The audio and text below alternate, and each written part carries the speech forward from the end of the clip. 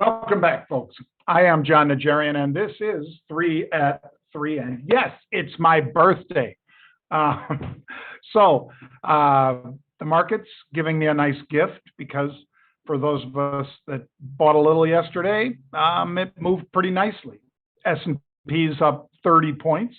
The Dow Jones Industrials are up 265 points, and the NASDAQ higher by 53 points. That's the way we look at mid-session on 9/29/2021.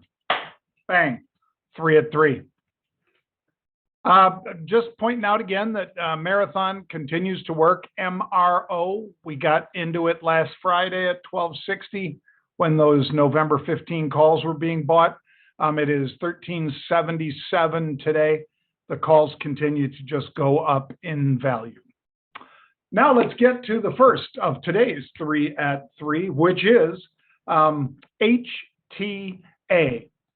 These guys have a dividend that is not quite 5%, but it's in the mid fours. And they are a healthcare REIT, which means they have to pay out a majority of the cash that they get from their operations in the form of a dividend, which is why that dividend is so high. And it's a $30 stock. They traded 10,000 of the January 30 calls. Keep in mind that 10,000, that is a million share equivalent. Let me just pull up and see where HTA shares are at this moment. Looks like $30.49. It's up almost 2% now from when we cited this activity. And that feels pretty good. So that is the first of our 3 at 3. HTA, and again, the dividend yield about 4.4% now. A little earlier in the day, it was closer to 4.5 because the stock price was lower. All right, let's take a look at Live Nation, LYV. My buddy Josh Brown talks about this one a lot. Believe it or not, the stock doesn't really move all that much. Live Nation was, it's been stuck in a range. And that range, I'll give you a defined range, folks. It has been bouncing down to as low as about $75. It has hit that level twice in the last 6 months. And it has been as high as approximately where it is now. Let's call it $92. And here's one of the problems, vaccinations, because some arenas make people have to show up with a vax card, which means that a lot of the country, that's a problem. And Live Nation can't really go up dramatically until they can fill these venues again. So we noted these 4,400 April 100 calls. What I would point out to you is that this is not a short-term trade. This is not somebody that thinks, oh, we're going back to normal and we're going to get all these folks back into big arenas. No, this tells me that they don't believe it's going to happen in October or November or December or January, February, March until April. That's 7 months from now, folks. So that's how far out into the future. Remember, with options, you do get the time frame as part of the equation. So an option, of course, the pricing model for options is basically time till expiration, interest rates, volatility, and dividends, if any. All of those factors go into what not Live Nation or any option on any asset should be priced at. And again, it's a science, but it's not an exact science. And why is that? It's because we don't know for sure what the volatility is. We know how many days till expiration. We have an idea of what interest rates might be, but especially right now, interest rates could be a lot higher than where they are right now. Could also be a lot lower. We've been on both sides of that equation. The things that don't change as much in general are dividends, because if there are dividends, companies are loath to do away with those dividends. And in the case of volatility, We don't know what the volatility of Live Nation will be or would be if indeed an awful lot of bands just said, hey, I'm not touring or whatever. Not that they're all just about bands, I get it. But anyway, with that as a backdrop, 7 months into the future, 100 strike, the stock's about 92 bucks. So you get the idea. They're looking for $8 appreciation over 7 months. That's not a lot.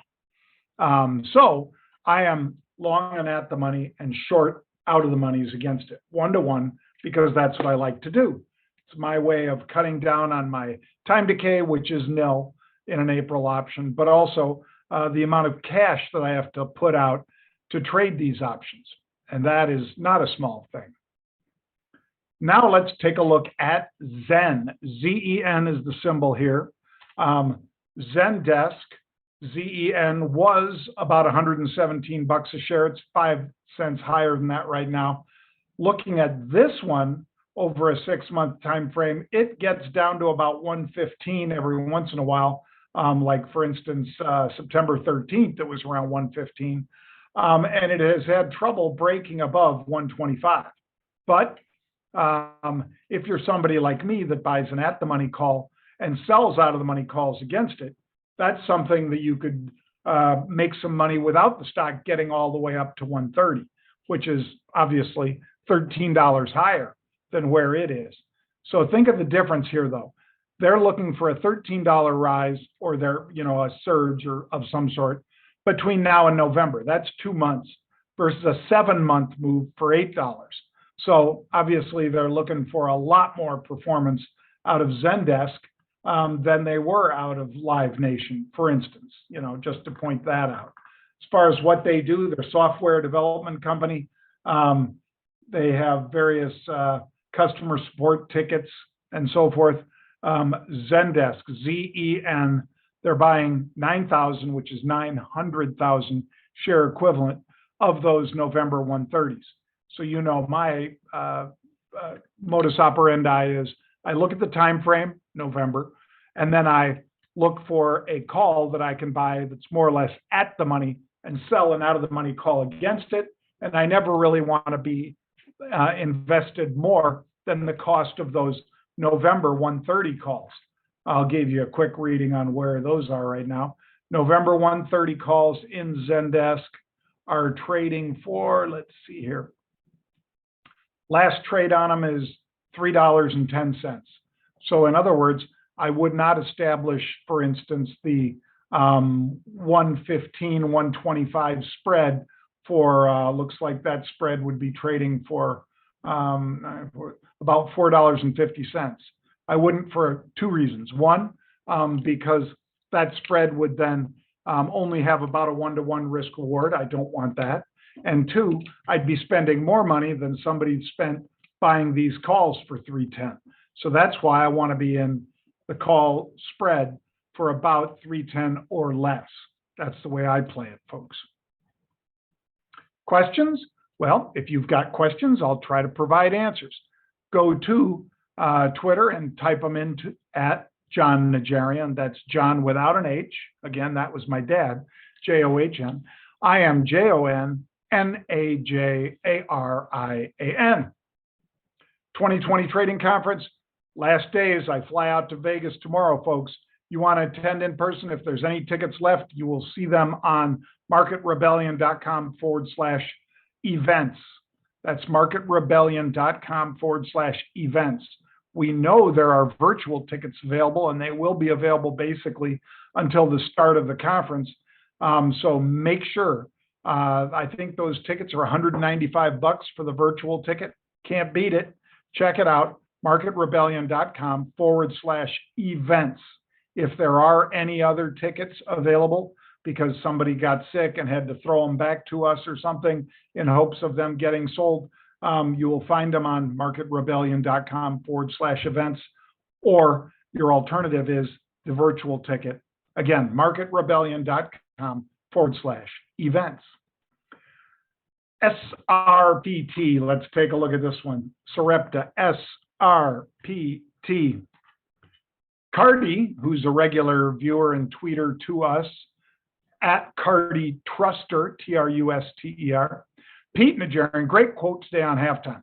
I'm not here for zero moves. I've been riding SRPT from the 60s with stock and leaps, and now she topped $92. Hashtag DDA. Yep, Pete is right. DDA is discipline dictates action. So that means that when you have a profit, you take it, then you perhaps snug up another option against it, and you keep letting it run and keep snugging up that option against it. If you don't do that, then the stock makes a pullback and then you're chasing it to the downside. It's not the way I want to play it. So I think this was good advice from Pete on the halftime report yesterday. Monster, MNST. This is the beverage player, I believe, MNST. Stock is right now, Monster Beverage, trading $89.79. Carter Evans asks, and his handle is at Kansas State Carter, KANSASSTCARTER. Is this sell-off Q3 end positioning? T+2. Also, what do you think of Monster? I don't think it was so much the end of Q3 selling off.